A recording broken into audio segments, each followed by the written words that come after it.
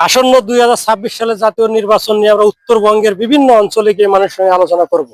আজকে আমরা গঙ্গাচড়ায় যে একজনকে পেয়েছি তার সঙ্গে আলোচনা করব যে আসলে তার নির্বাচন নিয়ে চিন্তাধারা কি বা তার ভাবনাটা কি। আচ্ছা দাদা, আপনি সামনে যে নির্বাচন আসতেছে, এই নির্বাচন নিয়ে কি চিন্তাধারা করতেছেন? চিন্তাধারা তো ভাই আমাদের ভালোই, কিন্তু আমাদের উত্তরবঙ্গের লোক তো আমরা বুঝতে চাই না।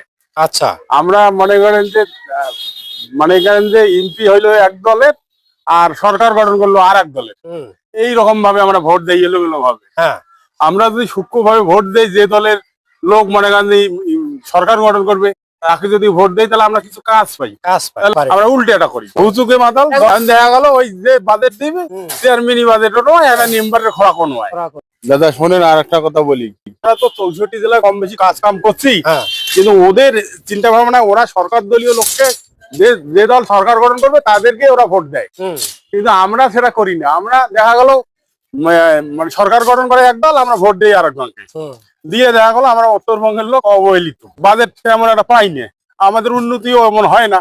আপনি কখনো দক্ষিণবঙ্গের দিকে গেছেন? কোন দিকে? নোয়াখালী, বরিশাল? হ্যাঁ, জি। না, ওইদিকে যাই নাই তো।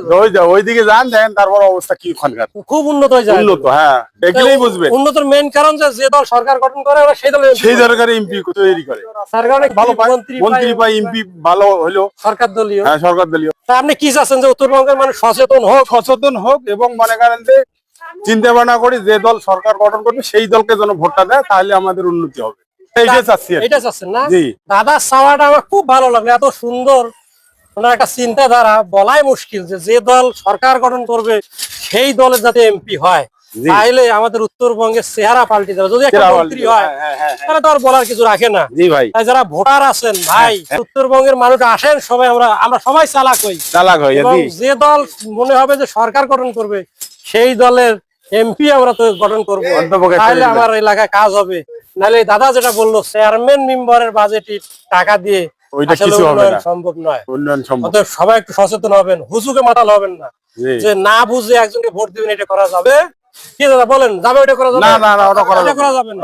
তাহলে কাকে ভোট দেওয়া দরকার? তাকে ভোট যে সরকার গঠন করবে তাকে ভোট দেওয়া দরকার। ভোট দিলে আমাদের দেশ উন্নয়ন হবে, দেশ আগে এগিয়ে যাবে।